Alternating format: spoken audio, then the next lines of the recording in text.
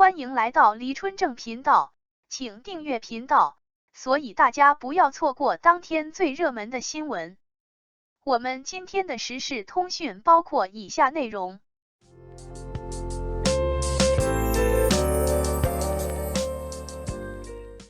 无名，相对复杂，难以诠释的叶先生，中式意难平。拖了好久的无名的影评，我总算补上了。我对这部电影其实还是抱有浓厚兴趣的，其中大部分的兴趣来源于王一博在采访时说不出人物的内核，所以我就特别好奇这个人物本身到底是什么样子的，特别好奇我自己能不能写出来。整体看完之后其实还是出乎意料的，出乎意料地没有像部分人说的那么难看。被吐槽的第一个点就是非线性叙事。我一开始看的时候的确是有点懵，但是后头的节奏又让我能把整个故事串起来之后就有那种恍然大悟的感觉，没有影响整体观感。第一个触动我的细节是来自何先生的陈小姐。这里刚刚说到姓陈的时候，何先生就已经写下了陈小姐3个字。其实这里我就已经明白他是知道的，所以他后面开始套话，我一开始以为这里只是他对同事的关心，后来我才知道原来陈小姐是他太太。知道了这个事情之后，再去看他当时的表现，我甚至能猜出他大口喝水的时候是什么样的心情。张说我们只是起了争执之后，他非常明显的松了口气，这口气松的其实蛮接近整个故事的内核。唐部长和张小姐那条线我听很多人说没有必要，但我自己看过之后，我发现非常有必要。之前那个站长梁朝伟饰演的何先生也用同样的说辞去跟他谈，但是他始终未发一言。到了张小姐这儿，他开始剖白，为什么会失败？失败是因为他动了感情。情字真的误人。在何先生和小叶的对话里，他说我今天做了一件我不得不做的事情，所以我没法再继续下去了。后面我们知道了，这件他不得不做的事情也与他的太太有关，所以才有了后面2个人那场打戏。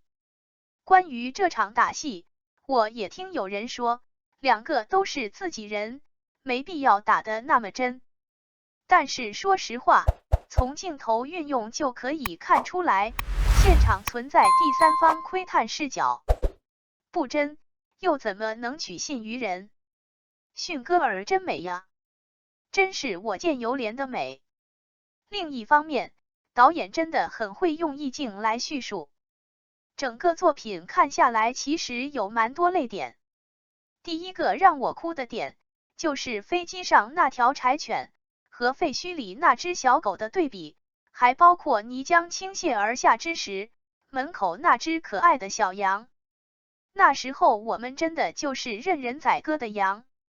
然后我要重点说一下主演王一博。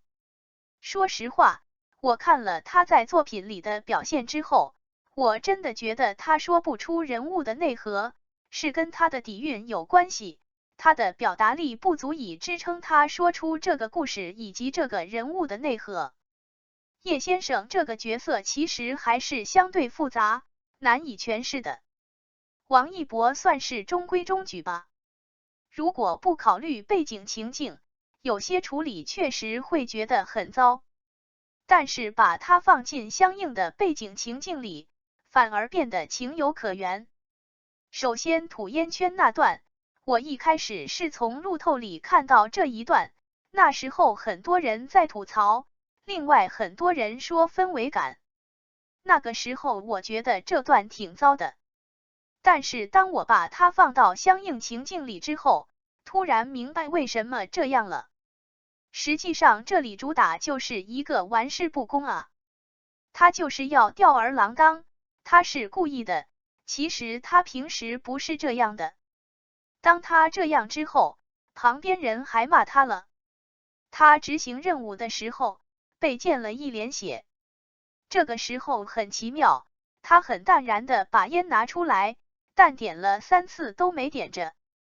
这说明他还是小娃，他内心还是有波澜的，还是有畏惧，有生命本身的温度。到后来，他已经能在完成任务之后很熟练的在那儿洗手了。这其实也是一个成长的过程。他和方小姐，我觉得很可惜，终是意难平。其实他是很珍视这个人的，所以哪怕到了最后，他也想要去跟对方好好谈谈。平时跟着他的时候，其实也在关注着他的一举一动。坐在那儿喝酒的时候，我还很奇怪，为什么突然站起来凑近。后来发现他是从镜子里看到方小姐被人搭讪了。这个时候刚好有人走过来借火，对他的情绪来讲也是一个舒缓。对于一个年轻人来说，发生这样的事情要他视而不见，其实真的是很难的。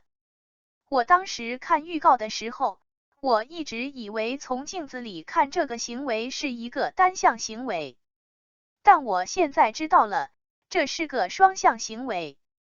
两个人碰面的时候，方小姐虽然说着很冷的话，但其实一直在镜子里看他，说让他不要再来了。但实际上，真的遇见事情之后，他还是会下意识的看向身后，还是希望他在的。这里其实就要说到感情处理方式的问题。如果叶先生再年长10岁，他就会知道这些话都是逞强，绝对不会让他不来，他就真不来了。两个人碰面这场戏，其实算是重场戏了。方小姐离开之后，他在那儿苦笑着，很无措的转身。包括知道方小姐出事之后，他那种难过却又要压抑的状态，我觉得演的都不错。另外要着重夸一下，音色不错。